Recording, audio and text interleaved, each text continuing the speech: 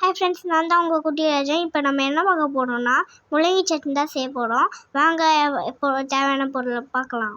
ஒரு வெங்காயம் கட் பண்ணி வச்சுக்கோங்க. 3 காஞ்சி மிளகா, முள்ளங்கி 1 கட் பண்ணி வச்சுக்கோங்க.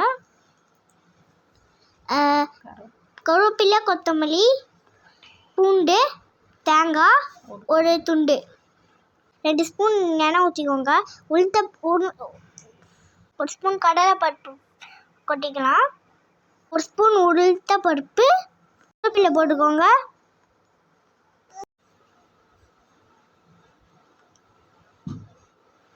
காஞ்ச மிளகாய் போட்டுக்கோங்க ஃப்ரெண்ட்ஸ். சில பேருக்கு முள்ளங்கி பிடிக்காது. இந்த மாதிரி செஞ்சு சாப்பிடுங்க, உங்களுக்கு பிடிக்கும். அம்மா செஞ்சது நல்லா இருந்துச்சு. பூண்டு போட்டுக்கோங்க. வெங்காயமாக போட்டுக்கோங்க. வதக்கிக்கோங்க. வெங்காயம் கொஞ்சம் வதங்கினதும் தேங்காய் போட்டுக்கோங்க. நீங்களே எப்படி செஞ்சு பார்த்துட்டு எப்படி இருந்துச்சுன்னு கமெண்ட்டில் சொல்லுங்கள் ஃப்ரெண்ட்ஸ்.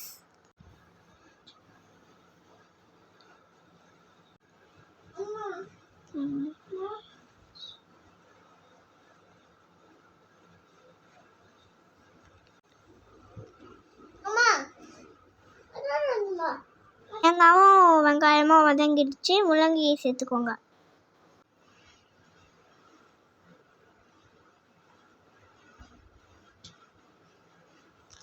முள்ளங்கி வதங்கினதும் கடைசியாக கொத்தமல்லி சேர்த்துக்கோங்க. கொத்தமல்லி போட்டதும் ரொம்ப வதக்கக்கூடாது, டேஸ்ட் மாறிடும். ஆற வச்சு அரைச்சி எடுத்துக்கலாம்.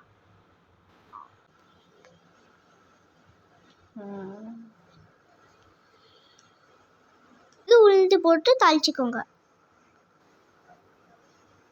இன்னைக்கு எங்கள் வீட்டில் டின்னர் ராகி தோசையும் முள்ளங்கி சட்னியா ஃப்ரெண்ட்ஸ். இந்த ரெசிபி உங்களுக்கு பிடிச்சிருந்தா லைக் பண்ணுங்கள், ஷேர் பண்ணுங்கள், கமெண்ட் பண்ணுங்கள். மறக்காமல் சப்ஸ்கிரைப் பண்ணுங்கள். பாய்.